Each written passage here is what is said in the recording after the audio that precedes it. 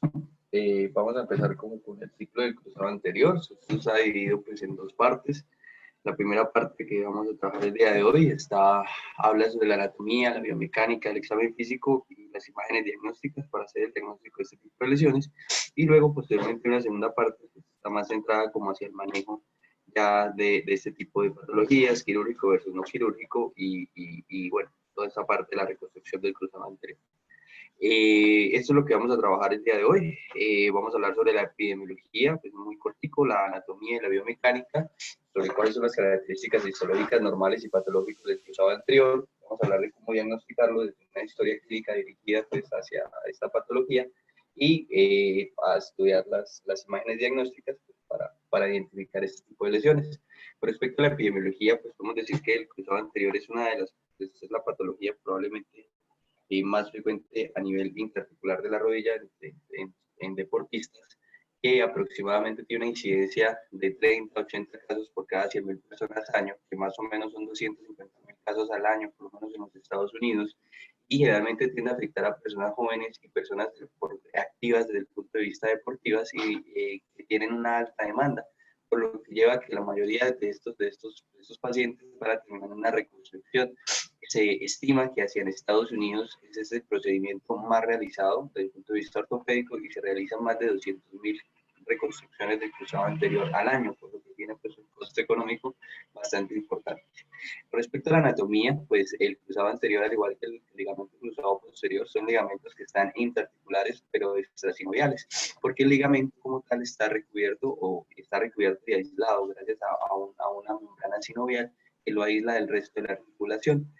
Y a través de esa membrana sinovial que lo está recubriendo pasa un plexo periligamentoso y ese plexo periligamentoso pues va a estar encargado de la irrigación en cierta forma del cruzado anterior a través pues, que se encuentra localizado digamos en esa capa sinovial, por lo que pues, en caso, y explica también que en caso de una ruptura del ligamento cruzado realmente se presenta una marcosis y es producto pues, de la ruptura de esos vasos de ese plejo periligamentoso que presenta. El cruzado anterior pues, está localizado entre el fémur y la tibia, se origina en el cóndilo, en la muestra interarticular del cóndilo femoral lateral y se termina insertando a nivel de la espina tibial medial. Este ligamento tiene, voy a decir, allá, 14, entonces, esto, bueno, tiene un recorrido que va desde el fémur allá hasta la tibia y tiene la característica de que se presenta o no solamente se cruza en el plano coronal, sino también en el plano sagital. Él viene desde posterior hacia anterior con un ángulo sagital aproximadamente de 55 grados. El tamaño del ligamento, de longitud, aproximadamente es de 38 grados y el grosor es aproximadamente unos 11 grados. Se conoce que existen dos haces, pues un haz anteromedial y un haz posterolateral, que se han descrito desde el punto de vista anatómico. Ya lo vamos a ver un poquito más adelante cuál hace que depende del movimiento de la rodilla.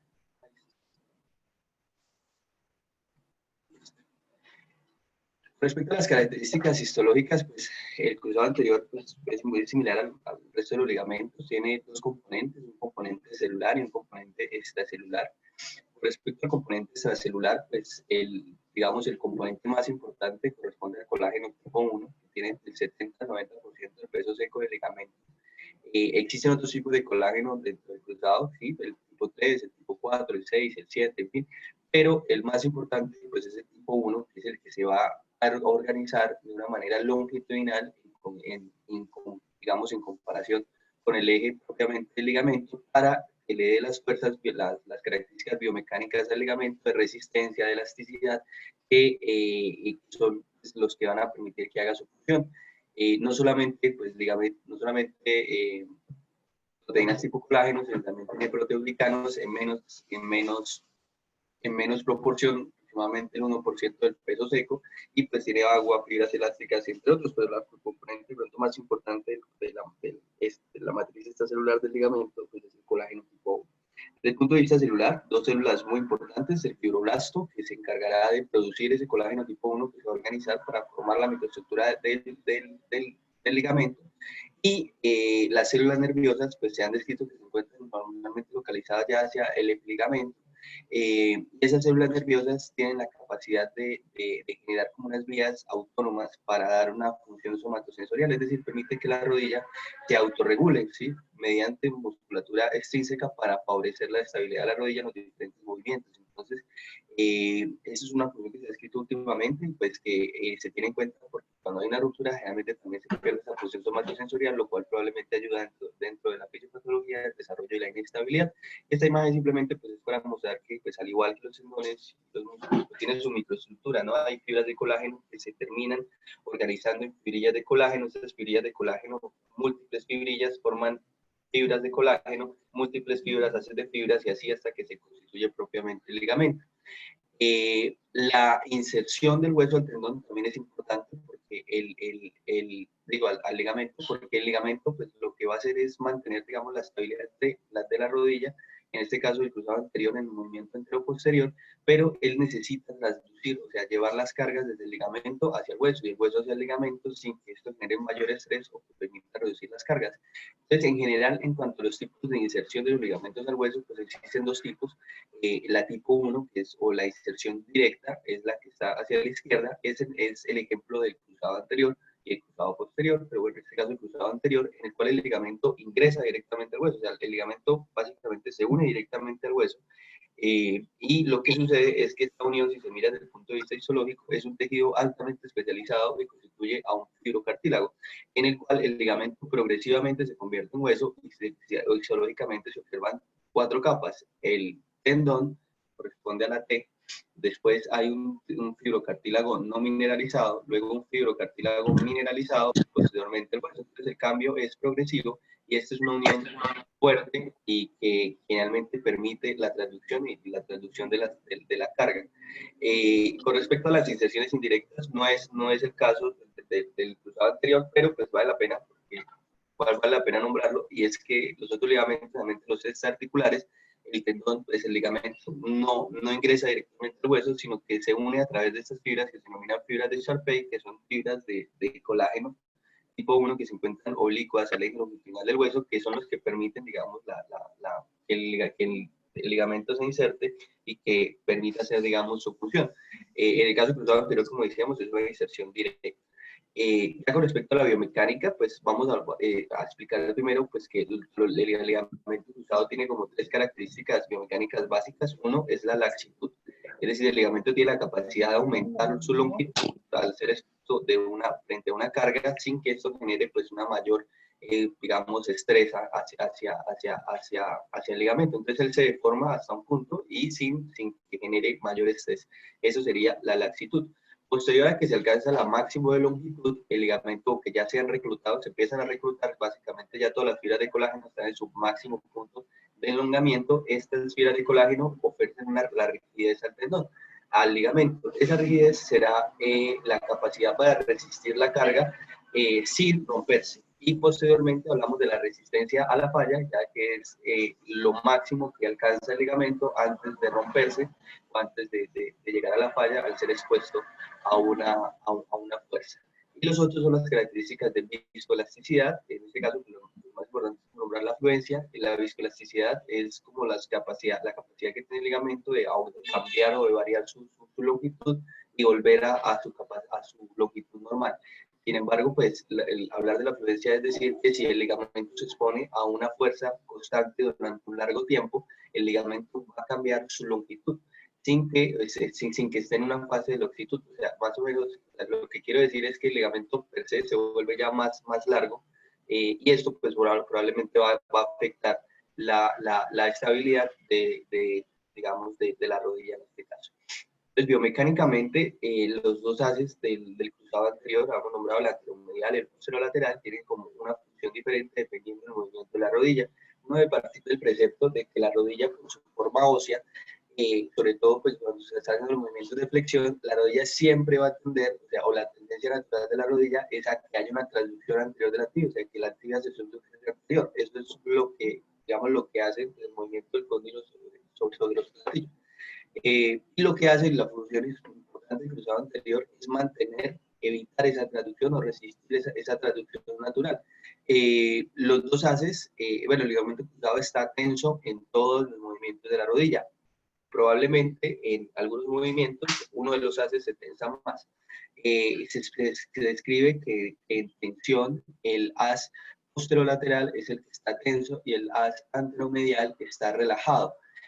Mientras que cuando se pues eso generalmente es entre los 0 y los 45 grados, es un momento donde está más atención el haz posterolateral, y ya cuando se alcanza pues, cerca de los 90 grados, entre los 60 y 90 grados, el haz anteromedial se tensa y el haz posterolateral se relaja. En fin, este movimiento, digamos, de las fibras que se van reclutando progresivamente, hace que la rodilla sea estable en todos los ángulos del movimiento. Y no solamente pues esto hace esta estabilidad desde el punto de vista de anterior hacia anterior, sino también tiene un componente de estabilidad rotacional hacia la rotación externa de la tibia. Y pues, bueno, eso lo hablamos ahorita. Bueno, sobre los mecanismos de lesión, hay varios mecanismos de lesión que se pueden producir una ruptura del cruzado anterior. En general, pues todos tienen como algo en específico, y es que suceden en deportes que tienen el riesgo de hacerlo. Hay unos deportes que se describen como deportes pivoteantes, es decir, que tienen la capacidad de producir esos mecanismos de lesión, como sucede en el baloncesto, en el fútbol soccer, en el fútbol americano también, y en el rugby. Que son, digamos, que son deportes en los cuales por los movimientos que hay que realizar o que realiza el deportista, tienen alto riesgo de generar una lesión del cruzado anterior. El mecanismo de valgo dinámico o de pivote es el mecanismo probablemente más común. Cerca del 70% de los cruzados anteriores se dañan a través de este mecanismo, y lo que sucede es dos cosas. Primero, el jugador, digamos, o el deportista hace una desaceleración y una rotación. Siempre es lo mismo, entonces viene a una cierta velocidad, desacelera, fija la tibia contra el piso, y hay una rotación interna del fémur asociado pues a un valgo fisiológico, a un valgo pues, dinámico de la rodilla. Este movimiento de tibia fija, rotación interna y desaceleración causa la ruptura del ligamento cruzado anterior. Esta es como la imagen de lo que sucede. Entonces, imaginemos que el fémur rota hacia anterior. Esta imagen lo que trata de mostrar es eso: el fémur rota hacia anterior, el cóndilo lateral queda por detrás de la tibia, o ya sea que rote externamente o que se quede fija contra el piso, también termina pivoteando hacia atrás, y esto es lo que se denomina pues el pivote. Esto al final termina dañando pues el cruzado anterior, rompiéndolo, y generando pues un patrón de contusión específico que tiende a presentar estos pacientes, que igual también ya vamos a hablar un poquito más sobre eso. No solamente estas pues, lesiones se presentan mediante este mecanismo de trauma, otros mecanismos de trauma muy comunes también, como, o sea, siempre que lo que necesita la rodilla para que se rompa el cruzado anterior es tener un valgo exagerado, que si bien eso también causa una lesión del cruzado anterior, digo, del colateral medial, pues si es un valgo exagerado por un proceso de desaceleración y un poco de rotación, puede también esto dañar el cruzado anterior. En los deportes de contacto como el fútbol americano, cuando hay una fuerza en valgo excesiva colocada sobre la rodilla, ese tipo de mecanismo de lesión se denomina tipo clipping, o pues más o menos es un tijereteo, es lo que traduce al español. Esta es una imagen básicamente de la lesión que tuvo Falcao García en la preparación del Mundial para el 2014, en el cual él tuvo una lesión del cruzado anterior, y se ve simplemente, traté pues, de buscar una parte del video en el cual se ve cómo él, cómo viene la desaceleración, y hay un valgo exagerado que le imprime pues el otro jugador, y pues es lo que termina causando la lesión del cruzado anterior. Hay otros mecanismos, sí, pues la hiperextensión también exagerada, también genera puede generar una ruptura del cruzado anterior.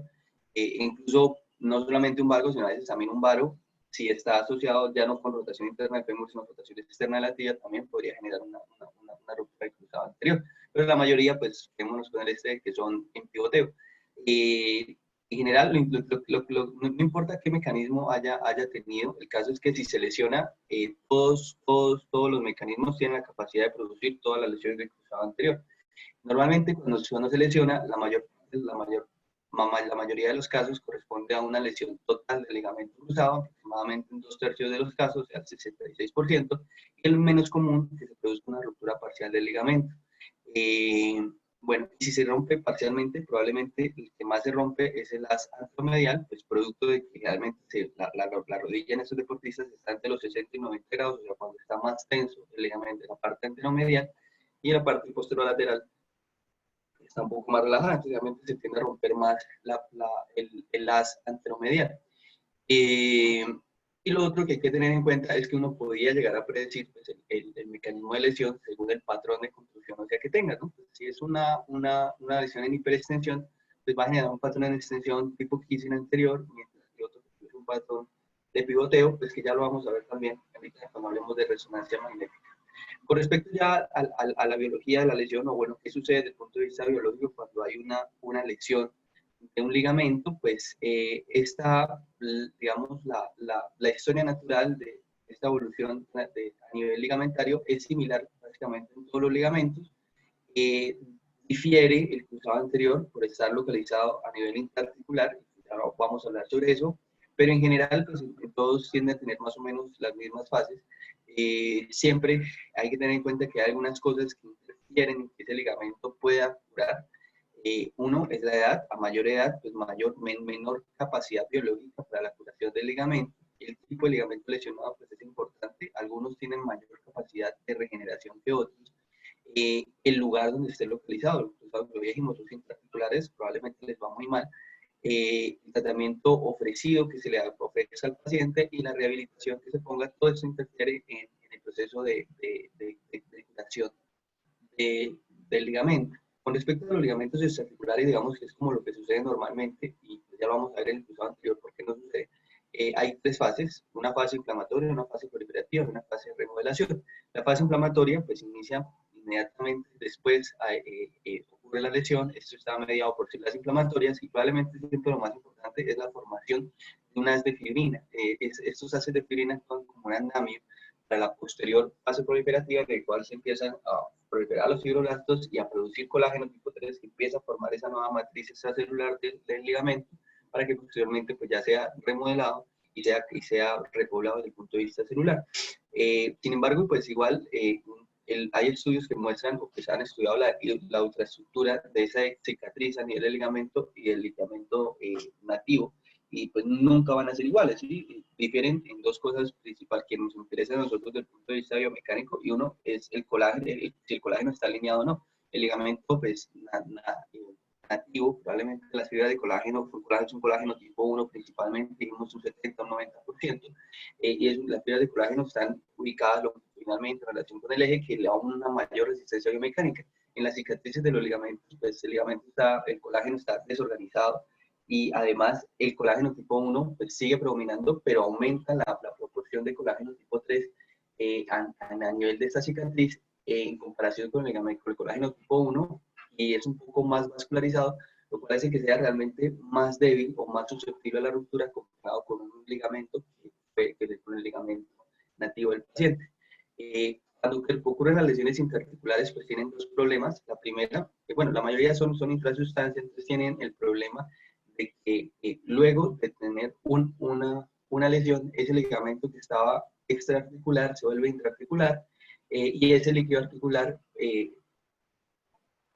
evita, digamos, o barre constantemente esa formación de fibrina que se estaba formando en la fase inflamatoria y evita pues, que se forme ese andamio de fibrina que nombrábamos ahorita, que era el que iba a permitir la reconstrucción del ligamento. Entonces esto no se forma y además la hemartrosis que se produce pues, a nivel intraarticular también es hostil contra la formación del andamio de fibrina y eso termina pues, impactando negativamente la capacidad de curación del cruzado.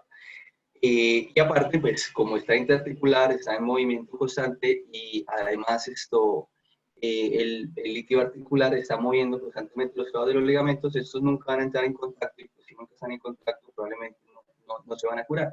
Entonces, las fases digamos, que tendría un cruzado anterior después de la ruptura es inmediatamente ocurre la lesión, pues va a haber una ruptura de ese espejo peligamentoso, hay una hemartrosis y además, digamos, esta capa sinovial que está recubriendo el cruzado anterior, también tiene múltiples sinoviocitos. Estos sinoviocitos, producto de la respuesta inflamatoria que se produce a nivel del ligamento, cual se reclutan polimorfonucleares y macrófagos, y hay un aumento de la liberación de citocinas. Estas citocinas estimulan los sinoviocitos para aumentar la producción también de líquido articular. Ellos empiezan a producir y liberan un activador tisular del plasminógeno. Esta es la imagen de más o menos lo que pasa. Si hay un activador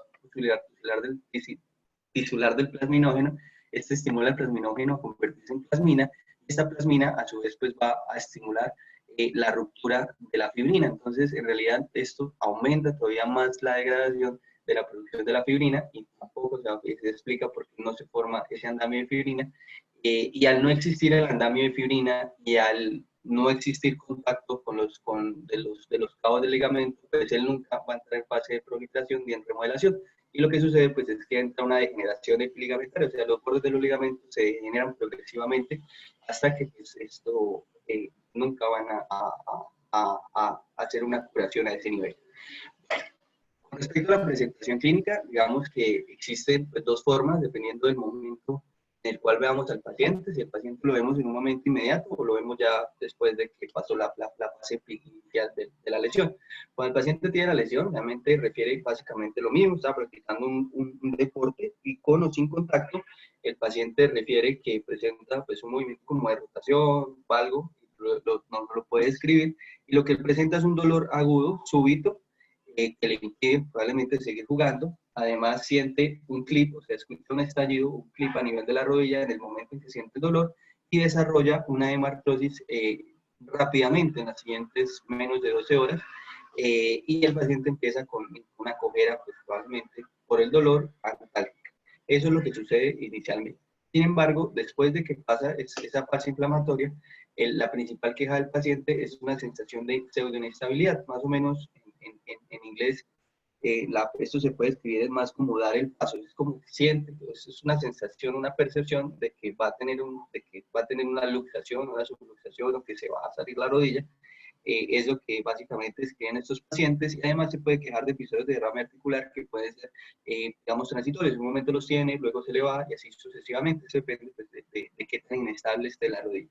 Y probablemente nos va a contar que en su momento agudo, el evento traumático que sucedió, pues, y cómo sucedió. Después digamos, de una anamnesis adecuada, pues se empieza un examen físico y ese examen físico nos dan unos signos que tienen cierta capacidad para diagnosticar la lesión del cruzado anterior y probablemente vamos a confirmar con la resonancia magnética ya para el diagnóstico definitivo pues, de este tipo de pacientes. Por respecto a las pruebas clínicas, pues son las más importantes, son estas tres que tengo acá. La primera es la prueba del cajón anterior. El cajón anterior se puede realizar de dos maneras. Uno, pues, con el paciente en sedestación, con la rodilla sobre la camilla y caída, el muslo sobre la camilla y la pierna, digamos, caída en gravedad. O se puede hacer en decúbito supino, como está la imagen acá. En decúbito supino lo importante es llevar una rodilla a 90 grados de flexión y poner al paciente con una flexión de la cadera entre 30 y 45 grados que nos permite hacer esto. El examinador generalmente estabiliza el pie sentándose sobre el pie y hace un movimiento de traducción de la tibia desde posterior hacia anterior y evalúa pues comparativamente con la contralateral qué tanto es la traducción que tiene hacia anterior. La prueba de Lashman es esta segunda, lo que se hace es con la rodilla en una extensión, en una semiextensión de 30 grados, una semiflexión de 30 grados, en la cual con la mano no dominante se estabiliza el fémur distal y con la mano dominante se hace un movimiento de traducción de la tibia desde posterior hacia anterior y se evalúa pues, la movilidad.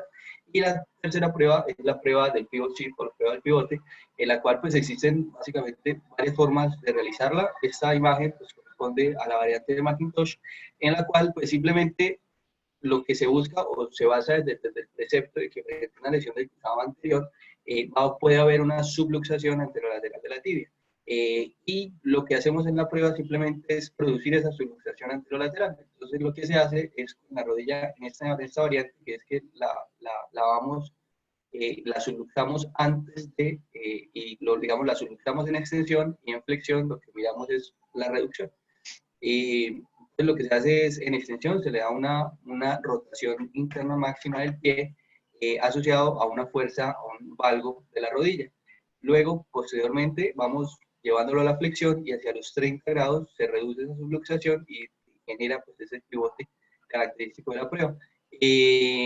Esta prueba se basa en los diferentes, digamos, momentos que tiene la banda iliotibial en relación con el eje de rotación de la tibia en extensión y en flexión. Cuando está la tibia en extensión, digamos, la banda iliotibial se inserta anterior al eje de rotación, entonces nos favorece la luxación. Pero cuando ya llevamos a 30 grados, la banda iliotibial se vuelve posterior al eje y eso es lo que termina haciendo la reducción de la subluxación. Y entonces esa es como la base biomecánica y anatómica de esta prueba. Esta es la sensibilidad y la especificidad de estas tres pruebas que están descritas en los libros, por lo menos en el libro de la ENSA, en el cual pues hablan de que la prueba de cajón anterior probablemente es la peor prueba que tenemos en cuanto a rendimiento diagnóstico, la prueba menos sensible, una sensibilidad del 60%, y la especificidad también más baja, comparada con las pruebas como el Ashman, y la prueba del Ashman, que es la prueba más sensible, que tiene una sensibilidad cerca del 86%, y la prueba más específica, prueba de lesión del cruzado anterior, es la prueba del pivote, una especificidad del 98%. Hay dispositivos que buscan objetivizar qué tanto es la inestabilidad, y para eso pues es el que se utiliza es este dispositivo, que es un artrómetro KT1000. Este simplemente lo que hace es como parametrizar primero la fuerza que se aplica para la deformidad, es decir, no es tampoco la máxima fuerza que yo puedo hacer, sino que una fuerza descrita entre los 80 y los 100 newton, aproximadamente 86 newton, es suficiente para producir la deformidad, y con esa fuerza estandarizada él mide cuánto es o qué tantos milímetros es la traslación que tiene la tibia hacia anterior con respecto al fémur. Entonces tiene básicamente, este es el artrómetro, desde esta manija se hace la fuerza de la tibia hacia anterior, y él lo que hace es con este dinamómetro, como que mide la fuerza y le dice hasta cuándo, y bien con este otro componente mide cuánto es el desplazamiento que tiene.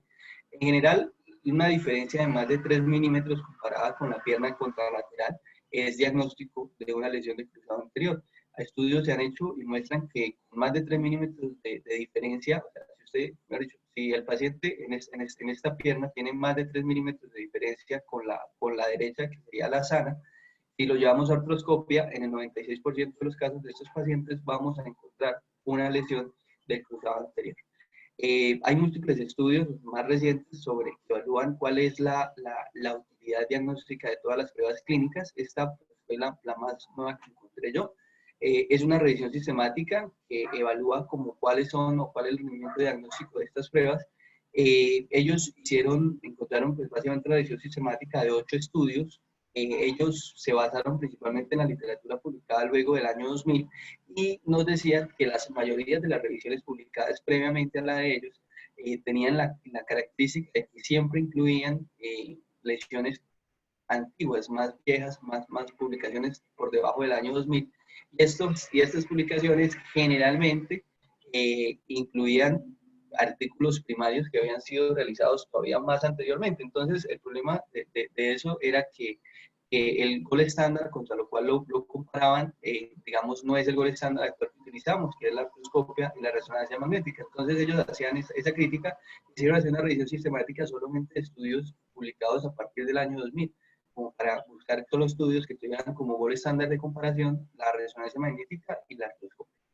En conclusión, pues, encontraron 8 estudios, pero solamente pudieron hacer un metaanálisis de 2 cosas, de la sensibilidad de la prueba del Ashman y de la sensibilidad de la prueba del pivote. No pudieron hacer nada más,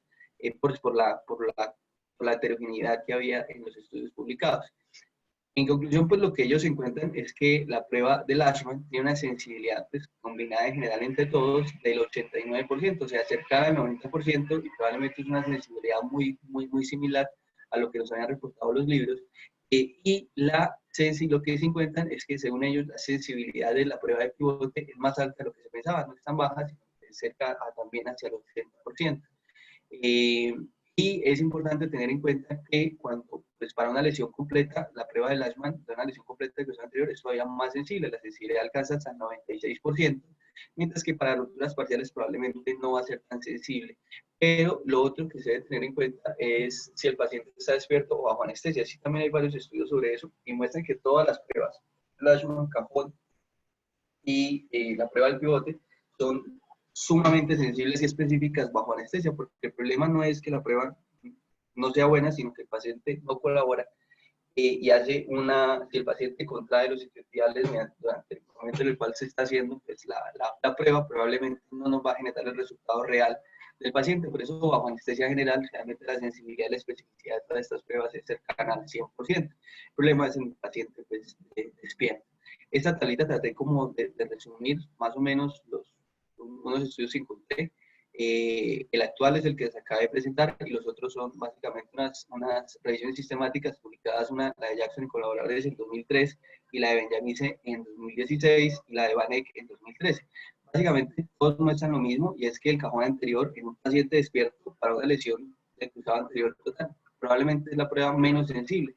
La sensibilidad que describen va desde el 38 hasta el 55%, y la especificidad, pero pues sí, la especificidad realmente está rondando el 80%. La prueba de Lashman, por otro lado, sigue siendo la prueba más sensible, hasta el 89% de sensibilidad, y tiene realmente una muy buena especificidad, y la prueba del pivote sigue siendo la prueba de pronto no más sensible, pero muy específica. O sea, si llega a presentar un pivote, el paciente casi con una muy buena probabilidad podemos predecir que sí tiene una lesión del cruzado anterior. Y ese otro estudio pues me pareció muy interesante, en el cual ellos unen todo, o sea, unen toda la parte de la anamnesis y el examen físico para que usted pueda predecir con qué tanta seguridad usted puede decir si ese paciente tiene una lesión del cruzado anterior. Ellos incluyen 279 pacientes, no todos tenían lesiones de cruzado anterior, sino eran 279 pacientes que se quejaban de dolor de la rodilla. A todos les hicieron una historia clínica y una resonancia magnética completa. Y identificaron, pues, como que de esos 279, 43 tenían una lesión de cruzado anterior, y ellos evaluaron, pues, qué tenían esos pacientes y a ver qué tan predictivos son lo que normalmente hacemos para diagnosticar a estos pacientes. Con respecto a las características, digamos, de la anamnesis importantes, generalmente esos pacientes tienen la característica de que se quejan de una efusión inmediata después del trauma, y lo otro es que tienen una imposibilidad de continuar con el ejercicio, inmediatamente después ocurre la lesión. Son como las características básicas que deben hacer sospechar que es una lesión del cruzado y probablemente no otra lesión.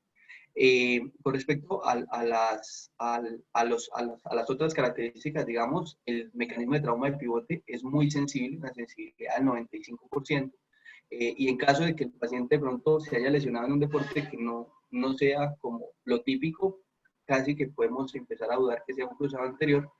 Y la efusión durante el trauma, en caso de presentarla, es muy específica y tiene un buen valor predictivo negativo y valor predictivo positivo.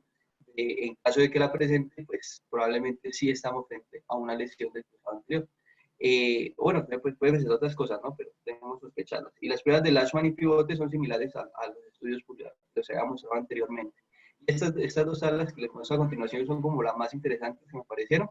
Una es, si usted une todas las cosas que hemos estudiado, ¿con qué tanta seguridad puedo predecir la lesión del cruzado anterior?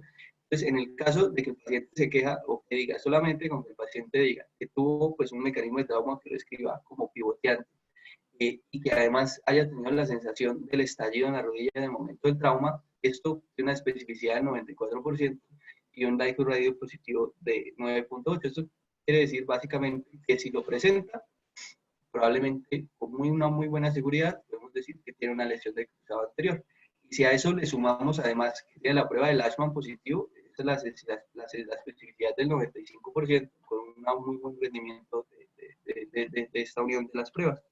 Hay unas características de pronto que nos descartan con una muy buena seguridad que no es un cruzado anterior, y uno es la historia negativa del pivote, o la historia negativa de que no, de que él nunca escuchó el clip o que nunca sintió el clip, y además usted le hace un flashback, un pivote, y estos son negativos, que son pruebas muy específicas, básicamente con una muy buena, digamos, probabilidad pretest, podemos descartar la lesión del cruzado anterior. De las características radiológicas, pues la radiología simple no es el estudio de elección para el estudio de una lesión de cruzado anterior, pero tiene unos signos que pueden ser indirectos o que directamente nos pueden hacer sospechar la lesión de cruzado.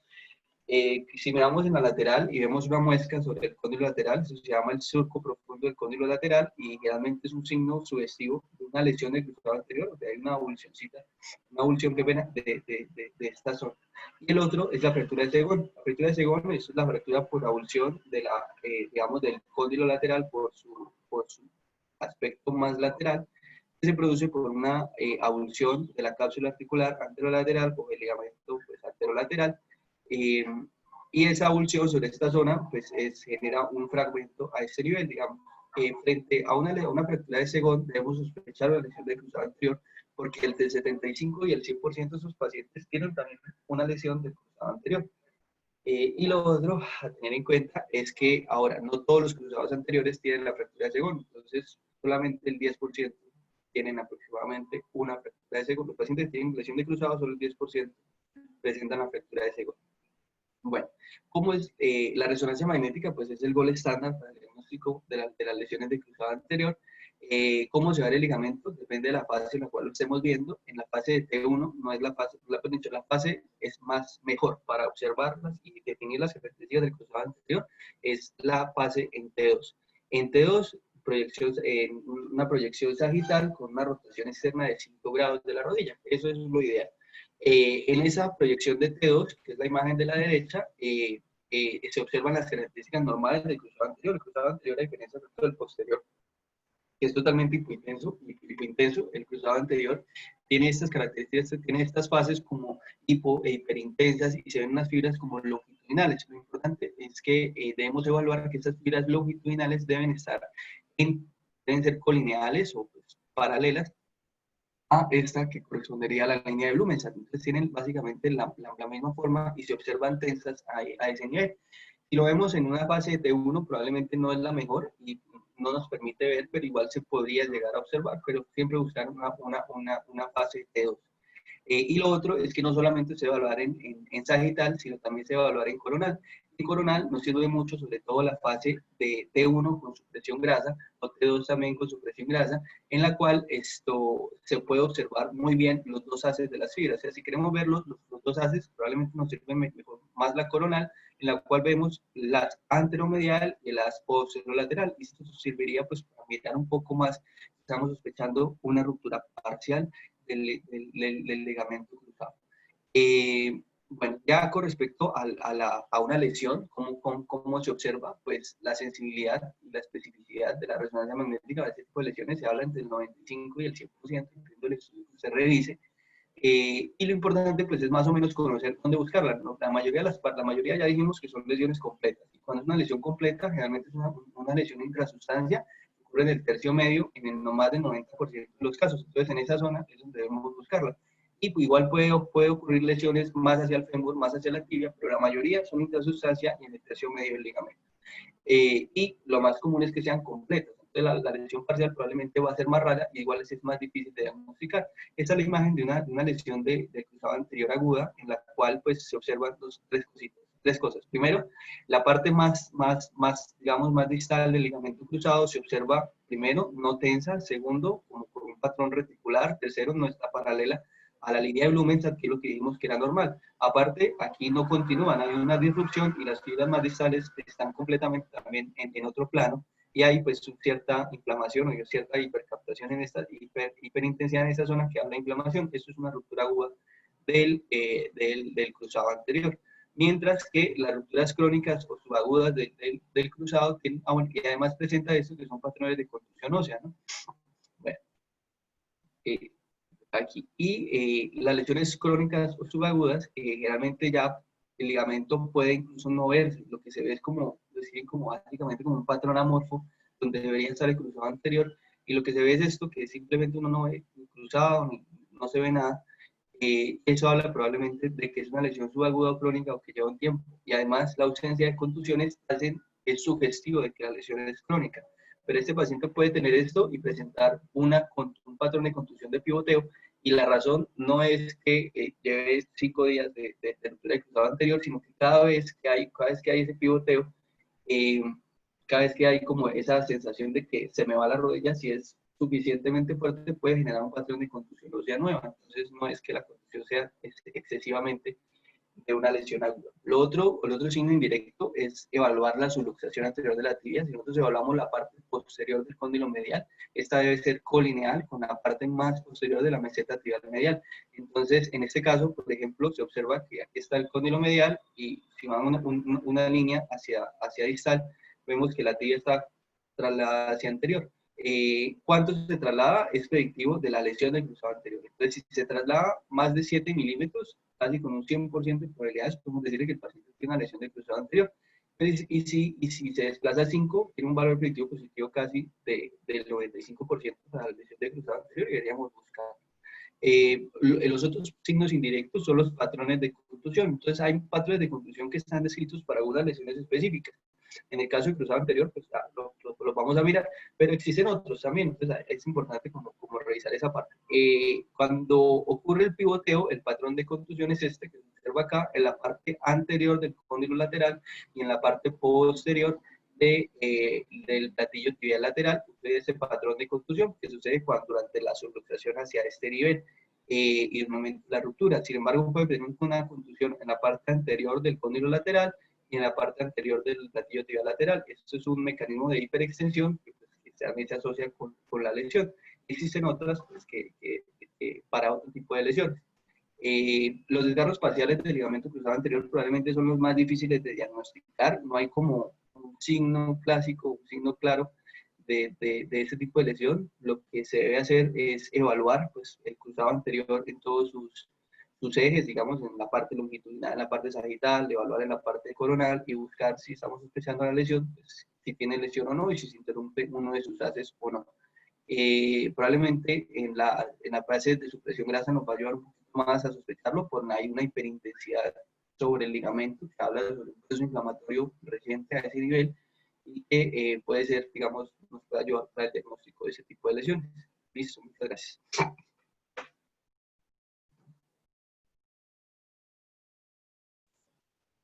¿Listo, Álvaro?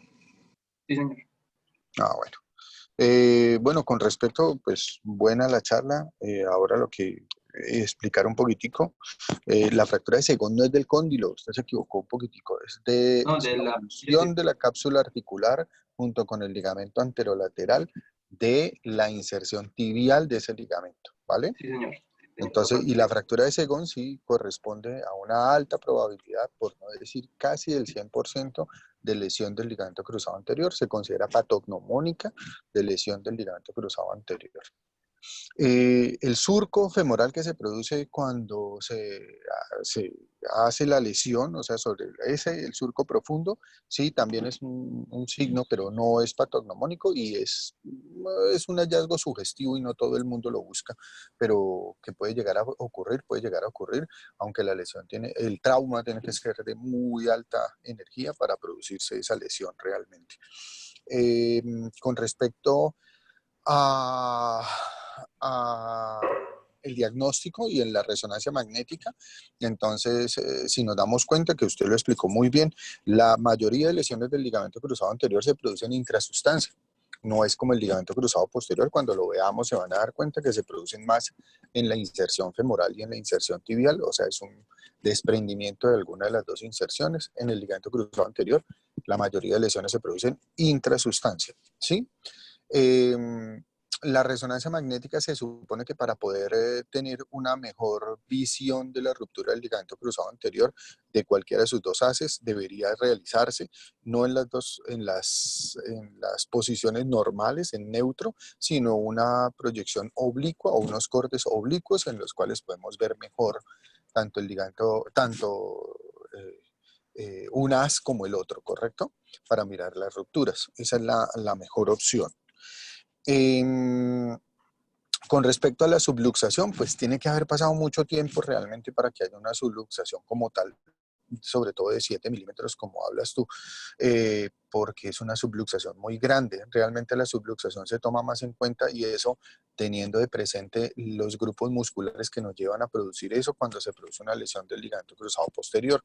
En ese caso, la subluxación sí es muchísimo más frecuente y de muchísimo más fácil de reproducir, de observar en tiempos cortos.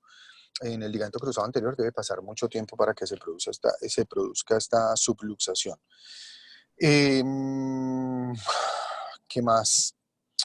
Con respecto, bueno, al examen físico, también todos los artículos que usted presentó con respecto a la sensibilidad y especificidad de las pruebas.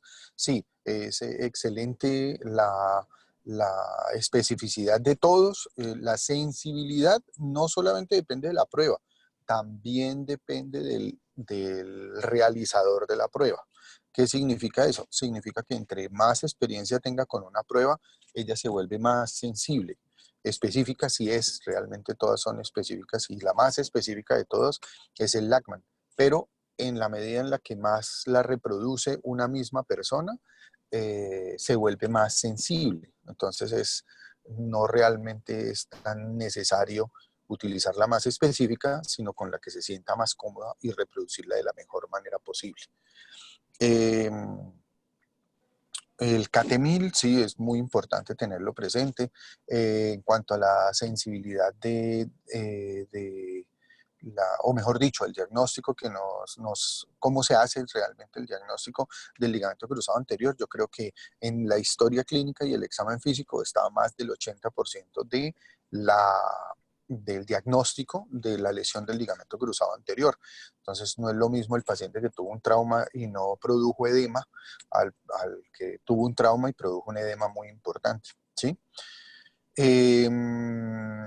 Una de las cosas en las cuales yo debato mucho cuando nos reunimos personas que hacemos cruzado anterior o hacemos artroscopia o hacemos medicina deportiva es la reconstrucción del ligamento cruzado anterior o la aumentación del mismo, ¿sí? Entonces, lo que usted mostró es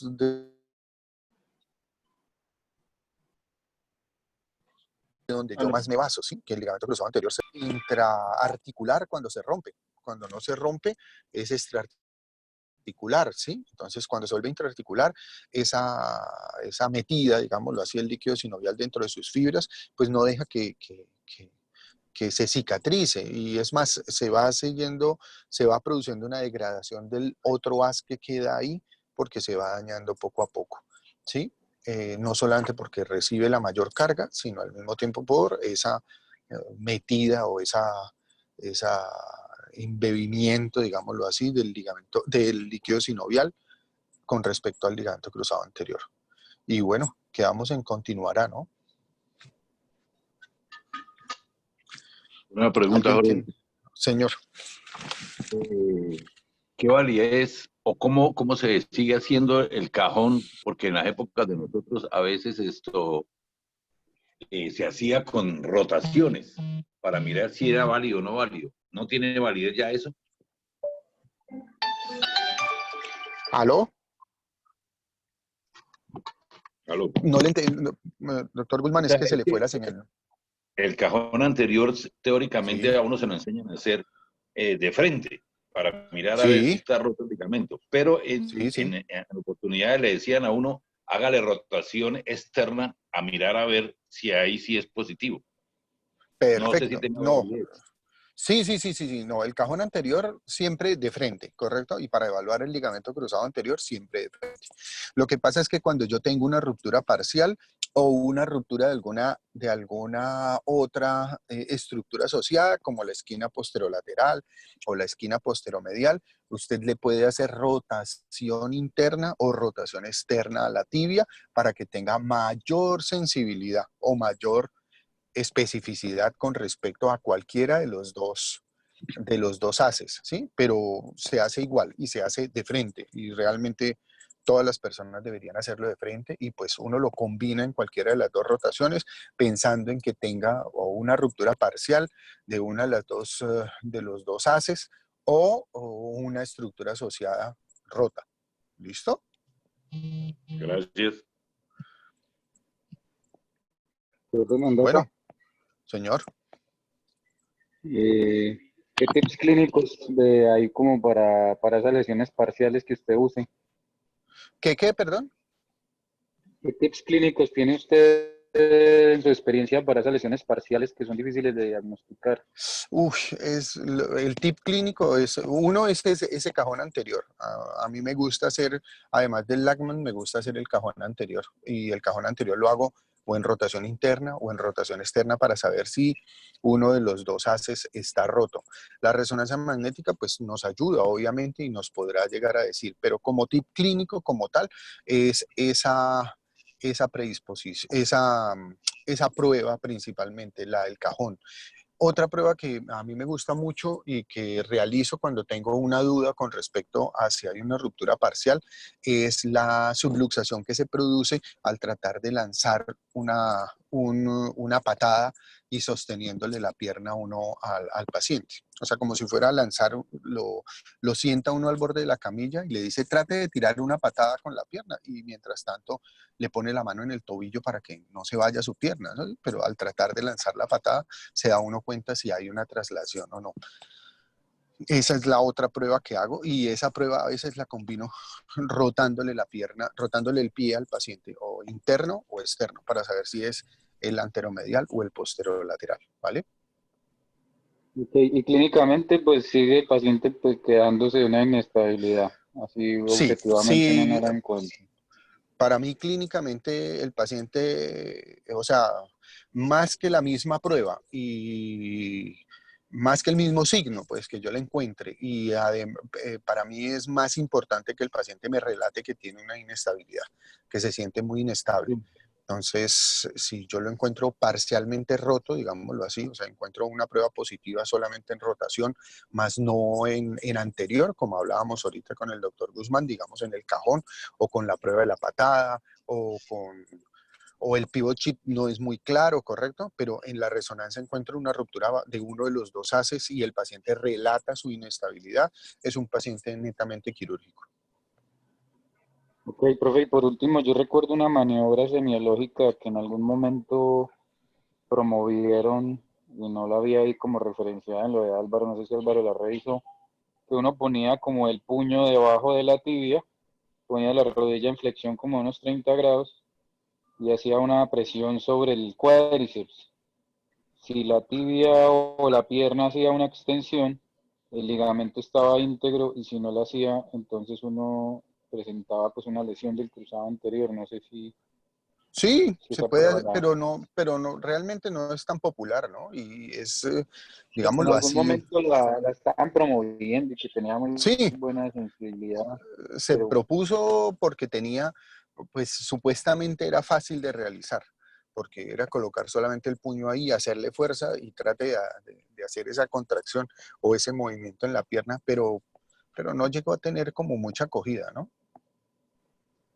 sí, no la Y se veo ahí continuó con referenciada. lo clásico, señor. Sí, no la veo ahí referenciada en los en Sí, las casi no, revistas. casi en las publicaciones actuales no, casi no se nombra, pero sí hubo un tiempo en el cual se popularizó, digámoslo así, o se intentó popularizar, no se popularizó porque no sucedió, pero sí se intentó. Ok, Gruf. Muy buena charla, Álvaro. Gracias. Bueno, nos vemos en cirugía entonces. Gracias. La otra semana. Vale, Hasta luego, gracias. chao. Ay.